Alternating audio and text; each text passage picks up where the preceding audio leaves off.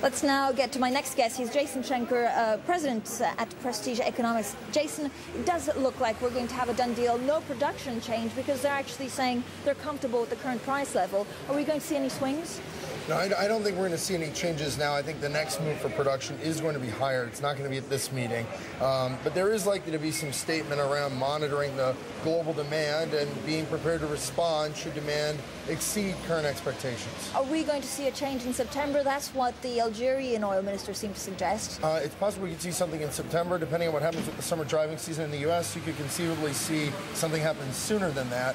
But clearly the next move is going to be higher for production. Now, in terms of what we've seen, it does look like they don't really want to commit to an ideal oil price, but anything between 70 and 80, and if it's stable, would suit everyone because they can still do their investments. What's your ideal price? Well, I don't have an ideal price, but we think for the year the price is going to range between $70 and $90 a barrel. We see an average price for the year a little bit above 80.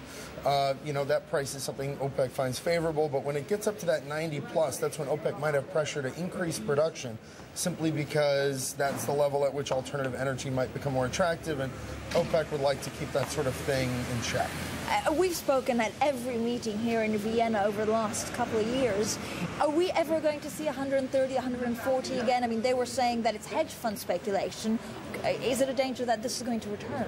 Well, I think it will return at some point. The question is when. So you're going to see higher prices on trend for the next few years, and right now that's a big upside risk to price, because what drove the price up before wasn't just hedge funds, but it was the market in general making a growth play. And right now, if you buy equities, it's sort of a growth play, but it's dependent on companies. If you make a play with commodities and you buy oil and you go long, you're betting on medium-term, long-term growth. And that outlook is bullish. So you are going to see money come back into that space, push these prices higher, but it might not be for a year or two before we see those levels again. Jason, OPEC has come under criticism over the last decade because it's considered a cartel. Now they want to do something similar for gas. Is that going to affect the price? Well, I think for natural gas, it's a different market. You know, it's very localized by continent.